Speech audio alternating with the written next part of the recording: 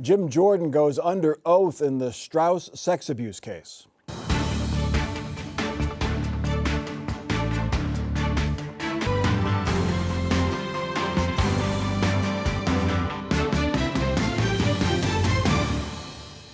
Welcome to Columbus on the Record. I'm Mike Thompson. Major developments this week in the ongoing lawsuit against Ohio State by sexual assault victims of former OSU team doctor Richard Strauss. Strauss, who died 20 years ago, is accused of abusing hundreds of OSU athletes in the 80s and 90s. NBC4 was first to report that attorneys deposed former OSU athletic director Andy Geiger for several hours on Wednesday, and they were scheduled to depose Congressman Jim Jordan on Friday. Jordan was an assistant wrestling coach at the time of the assaults, and the athletes say Jordan knew about the abuse and did not report it. Jordan's office issued a statement repeating his denial, saying, as everyone knows, Chairman Jordan never saw or heard of any abuse, and if he had, he would have dealt with it. OSU declined to comment on the lawsuit, but continues to say it has reached settlements with some 300 victims. The settlements total $60 million. Julie Carr-Smythe, Congressman Jordan has been very firm in his denials, but that's answering basically reporters' questions, constituent questions. Being deposed for several hours is a different ballgame. Yes, and I think what sort of sparked this is there had been a documentary on the scandal of Dr. Strauss not long ago, and they seem to be taking some of the statements that were made in that, and the lawyers for these victims are rolling with that. We won't know right now what he is going to say. Like you said, his office is saying, I'm going to say the same thing I've always been saying. One of the things that they're pointing to is that he was questioned when Perkins Coie did their review of the situation. And, this was the law firm that investigated it. Yep. Right, independently, for OSU, if you will, and that he was completely exonerated then, and it's going to be the same case now. Yeah. This was the lawsuit that OSU tried to get thrown out. They went to the U.S. Supreme Court. The U.S. Supreme Court said, no, it has to go forward, right? And this is why. They didn't want these folks deposed. Right. Yeah, and I mean, it's a tough thing for Jim Jordan because he was in the locker room. He was the assistant to the coach who has said in the documentary that, we kind of messed up. We should have done more. And I think, having covered it and now watched that documentary, that a lot has changed. I think for a lot of those young athletes coming here, and they even said so in the documentary, I didn't really know what was right, what was wrong, what was to be expected. And, is it possible that somebody was seeing abuse of men by men and not really picking up on the extent of it because they were turning ahead? Mike Miller, you're an attorney. How big a deal is a deposition in a civil case? Well, it depends what they say, obviously, Mike. It can be a very big deal. I'm not a civil attorney, and I never have been, but I do know enough about depositions that some of them are pretty bloody. I mean, people fight to keep answers in there because they think the answers of the witness is going to be harmful to their side and so forth. So they can be very important. Will we ever see these? If this case does not go to trial, will we ever see these depositions? I would think it's up to the attorneys and the clients that there's no, to my knowledge, any secrecy like there is in a grand jury or something like that. So I would think ultimately somebody's going to get them. Does Jim Jordan, is he a big story? Just the average assistant coach for OSU wrestling, nobody would really bat an eye. I couldn't even tell you who the head coach's name is. He's in the documentary. We all know who Jim Jordan is. Is this political as well as? Is it? Because, here's the thing. Right now we're having this big fight with MAGA over, the Epstein files, and are they going to be released? And, why weren't they released? And, Jim Jordan's been active on that. And yet, he doesn't want anything, that my understanding is they went and pushed back on the leak. They don't want any of this out there. The question I'm sure that's going to come up is, why didn't you know? You were in the locker room every day. This is like not something that athletes weren't talking about. And so you either were turning a blind eye and not knowing, or you're not being completely truthful about it, and we don't know yet.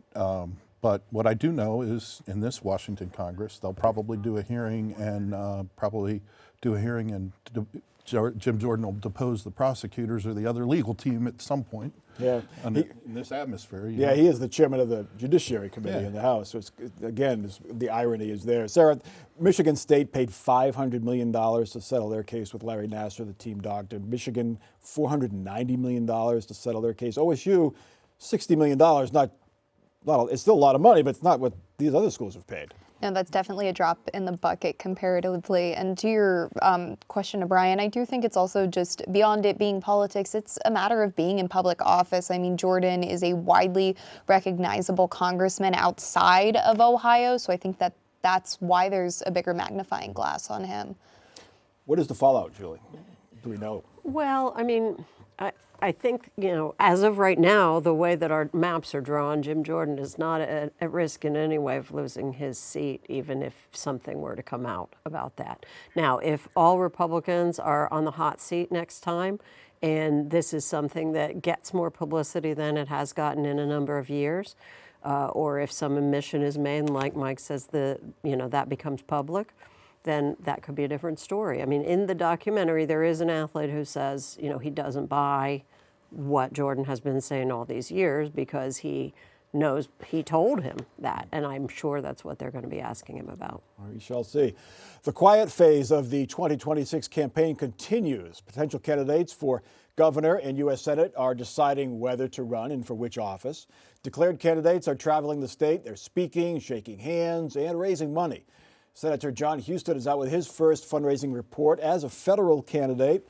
He reports his campaign and affiliated groups raised more than $2 million in the last 3 months. He has about $2.5 million on hand to run against a Democrat to be named later. Could be Sherrod Brown, could be somebody else. We don't know yet. Sarah Donaldson, it's a lot of money, $2 million, $2.5 on hand. But you compare it to what Vivek Ramaswamy has raised, $10 million, it seems like it's a disappointing amount. Well, and I posed this question to his campaign spokesperson who I talked to earlier in the week, and they're happy with the numbers, and it is pretty high on the scale when you look at other incumbent Republicans who are looking to defend their seats in 2026, but he doesn't have anyone he's running against, so they're not spending much, of course, but it's also probably a little bit harder to raise money when you're not fighting off, there's not a face that you're fighting off quite yet, so it'll be interesting to see it play out over the next quarter and the next quarter if Democrats have not declared that they're going to have a candidate. And of course, he's likely not going to have a primary challenger. He may, but it wouldn't be a serious primary challenger because Trump endorsed him months ago. Ironically, Julie, he's got $2.5 million, Jon Husted does, in his federal campaign account. He's got $5 million in his state account. He's got twice as much in his state account as he does in his federal account, and he can't, not easily anyway, cannot transfer that money over. No, and I mean, he clearly was raring to go to run for governor, and that was a hard-fought fundraising there. For me, the notable thing, and he was something like the second highest number among all the defending senators in his fundraising, is I keep forgetting what year it is because this is so early. I mean, I keep going, wait a minute, is it 26 yet? Why are we even talking about fundraising numbers? Well, the primary is 10 months away. So if he had a primary opponent, it would be more important. Right. Jon Husted is pretty secure. He's going to win he's not going to be challenged. And what are your thoughts? Does it matter who he runs against, Mike, in the general? Well, of course it matters. Yeah, I mean, if he there's even to worry he about, would he would like to handpick somebody. So obviously, I think he's got things to worry about. My personal opinion, it'll be Senator Brown is going to run against him. That's what I think. I mean, I'm wrong all the time, but I think that's what he'll do. I don't think he'll run for governor. Maybe he won't run for anything. But if he does, obviously he would be a very, very formidable opponent, and I'm sure the Democrats have enough people around that they'll come up with somebody who's going to be pretty tough, whether it's Ryan or what, I don't know. And remember, Husted is only, when the election comes, he's only going to be a senator for about a year and a half, or a little under 2 years. What's the scuttlebutt, Brian? Any word from Sherrod Brown? Is he going to decide soon or what? What I'm hearing is he's going to decide in the fall. But, this is obviously, you see somebody only raising $2 million in a U.S. Senate race, and you're looking at that thinking, okay, that's something I can compete against. Now, having said that, I think that you know, since Citizens United, all these outside groups are going to pour money in. This race is going to be a $30 to $40 million race, even if it's not competitive. It's just the way these Senate races work. But it's easier to raise at the state level with those limits. And I would note that while the Republicans are praising John Husted for raising $2 million, they're dumping on Amy Acton, who has raised more money than anybody since Ted Strickland at this point in time, and is probably going to get close to that $2 million mark by the end of the year. And I will add one caveat. It's important to note that if Husted wins in 2026, he's got to run again in 2028. So he's got Senate race after Senate race after Senate race. Well, two ahead of him. Well, and that's why my theory is that the Democrats are going to run somebody who wants to elevate their profile and run for that longer seat for that full 6-year term, because I just don't think that I don't think John Husted can be beat, to be honest with you. He's very popular in the state. He's got a high name ID. There's not another Democrat except Sherrod who would do it, and I don't know that Sherrod would risk it for just that short term, those 2 years. But it's a midterm, and that tends to go against the president in power, so that gives Democrats hope in 26. And I think all this chaos in Washington, you know, we're going to say it's early yet. We got to see how this plays out next year. But right now, those numbers are, for anybody in Washington, are horrible. And you know, a fresh face might not be a bad thing if that's what happens. We'll see what happens. I think that's why you see in the early polls with Acton and with Ramaswamy in both of their parties, they do well. Because they are fresher faces. Yeah. All right, we'll see. State House Republicans continue to plot when they will try to override Governor DeWine's vetoes of property tax limiting provisions in the state budget. The House is expected to go first, targeting 3 specific line items. DeWine says the items will hurt local schools and governments. House leaders say Ohio property owners need relief from the rising property tax levies. Sarah Donaldson, is the override going to happen this week? I hear scuttlebutt that they might not. The House members are still on vacation. Yeah, and you know, that's a convenient excuse if you're a moderate Republican who's not so sure if you want to vote on it, right? I mean, it's I've heard from sources who say that Matt Huffman doesn't have the votes, but I also don't think Matt Huffman would have called the veto override vote if he didn't feel he had the votes when he called it. So, I mean, it's going to be up to the speaker. I don't think the vote's going to happen if the votes aren't there. Yeah. Huffman's not going to bring it to the floor if the votes aren't there. Of course, I would say that this flagship proposal that was in the budget to cap carryover cash on schools, they're not voting to override that. And that was something that was more looked at throughout the budget cycle. But at this point, it's hard to say. This is the provision that said if a school district had basically too much money in their savings account, that the county could refund taxes. Right. So what's the holdup? They're going to vote to keep taxes high? Republicans in the Ohio State House? Well, I mean, I have said this before, but I feel that there was a contingent of folks that just simply thought this was a little bit too slapdash, too fast, too instantaneous of an impact on the school districts, whereas now the governor has called a working group that he's pulling together to work on this with a little more deliberation. He's ordered them to have a report on it by September. There's a whole coalition that's been working on this and has 2 bills that we're moving through that then got kind of folded in. So I think that that's the main thing, is sort of how quickly you're hitting schools and then what that's going to do to you really at the ballot box when your school district is suffering. And you're not going to see property tax relief immediately if these get overridden. It's more down the road, and who knows how long it's going to take. Like, what is the solution here? I mean, is it to do a complete overhaul of the whole system, and would that ever fly in the legislature? Mike, I wish I knew a solution, which I don't. We are such a divided country, as everybody knows.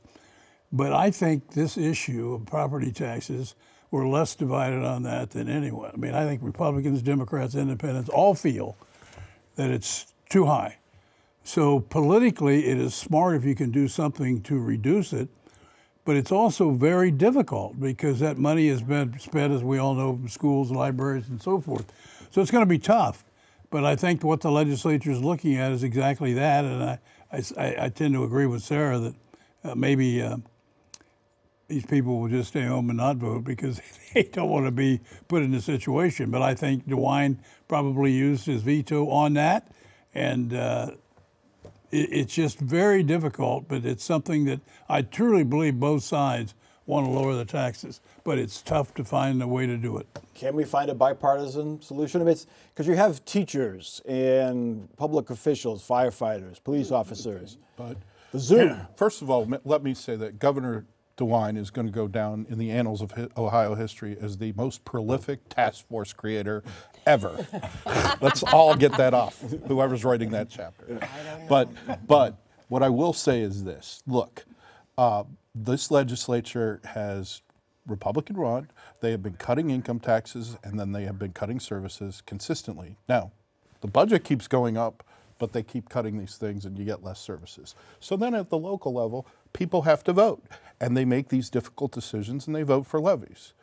Now, once again, this legislature that wants to work around the marijuana law that passed and the issue 1 vote on women's choice that passed, now they want to give power to some bureaucrat in a county to automatically lower those numbers that you voted on, that the people voted on. They know better than the local people that actually voted on this. The answer here is what Herschel Craig did in a bipartisan way in the Senate, which is to address the fact the guy that's in Old Town East or Old Orchard, and they've lived there, he's retired, the property next door is selling for $300,000, so his property value went up unexpectedly. At the same time, taxes were going up. And there are ways to give relief to those people in these transitional neighborhoods. And there were proposals to do that. Instead, they've decided to get rid of property tax. Well, that could be on the ballot in 26. That will be a fight, especially in the race for governor and across the state anyway. The booming industry in Ohio that we're dealing with right now is processing computer data. Very exciting. Data farms continue to spring up all around the state. The industry claims that Ohio centers generate at least $11 billion in economic input and directly or indirectly support 85,000 jobs. Critics say the centers use a lot of electricity and create very few direct jobs. Data centers can employ as few as 10 workers in one facility. Ohio utility regulators recently allowed AEP to require data centers to pay a guaranteed amount of their expected energy bills. The contracts will allow AEP to build out the infrastructure, the grid, the lines, the transformers that are needed to serve these centers. Brian Rutherford, are data centers, I mean, all this construction, it seems like lots going on, new business in Ohio, Google, Facebook, Meta, whatever you want to call it. Is it a good deal for Ohio? It depends on how you're looking at it. I will say this, that the upfront jobs are in the building of it. That's where the bulk of the jobs come from in building these. The operations are like 10 people. So it's really all the spin-off jobs that may or may not come. And having worked in the legislature, 25 years ago, I can tell you that you always wondered, well, where do these projections come from that these are creating jobs? However, that's the traditional way. You take the money that you're giving these companies as incentive and figuring out the per job cost, which is what the controlling board does. Maybe we need to relook at how we do that and how this money is generated. But if you're giving tax breaks to these same companies, then is it generating anything? Is it more than just the jobs, Julie? Do these data centers, will they attract other technology companies that do provide jobs? Do we even know that yet? I mean, I have that sense because, we're trying to be the Silicon Valley of the Midwest here, and we've got, it's going a little rockily, I guess, right now. But, the idea that these would come in can be good. I mean, we've had, isn't it OCLC and Chem Abstracts, which is now I think called CAS or something. They've been here for decades, and this is what they do. They crunch data, and they do employ a lot of people. I mean, next to their functioning data centers are a lot of scientists and other people. So I think that it's a feather in the cap of this idea that we're going to bring a whole bunch of digital workforce and work and jobs, and now we're even starting university programs to train workers for this kind of industry. So I think that having those is some piece of that. Any concern at the State House about tax breaks, incentives for these centers that don't create a whole lot of jobs, and frankly, they could be obsolete in 10 years. Well, sure, because the Ohio legislature tried to get rid of the sales tax exemption that's in the revised code for data centers, and DeWine vetoed that. DeWine's been very supportive of these data centers coming in, but you do hear from both groups on the right and groups on the left that these data centers, sometimes they're not even making the decisions about where to go based on the incentives they're getting. It's the land and the resources. So, I mean, there is growing, I think, support to have these data centers have more skin in the game. And you see that like something that just came out of the PUCO. Yeah, with the AEP bill. Mike, you see all these opposition for these solar farms around Ohio, but they're putting these huge data centers. Mark Zuckerberg wants to build one that's going to be the size of Manhattan. I mean, that's kicking up farmland as well. There's not a whole lot of opposition we've heard so far anyway. Well, it is, Mike, and I don't claim to know a lot about data centers, but in reading some of the stuff, I surprised at the power that is needed and the water that is used in order to cool the machines or what have you. And it can affect the normal guy just in the water. They're saying it can take 10% or 20% of the normal drinking water for the citizens in a particular area. I never even thought about things like that. Yeah. So I'm sure that there's a lot of people interested in an environmental situation that are not going to like this. All right. The struggle to bring passenger rail to Columbus continues despite a recent setback.